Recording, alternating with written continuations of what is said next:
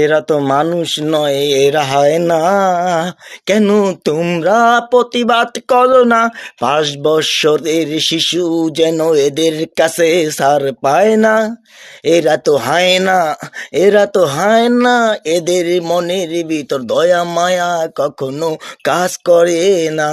তাই তো বলি, প্রতিবেশীর কাছেও যদিও যায় তোমার কন্যা, চোখে চোখে রাখবা তাকে, যেন কেউ ক্ষতি না করতে পারে। ও আমার ভাইয়েরা, এরা হায়নার চেয়েও খারাপ, এরা হায়নার চেয়েও খারাপ।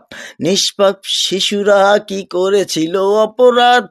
ওদেরকে হাত পাও বেঁধে জীবনটা নির্মম ভাবে কেড়ে নিল যেন এরা।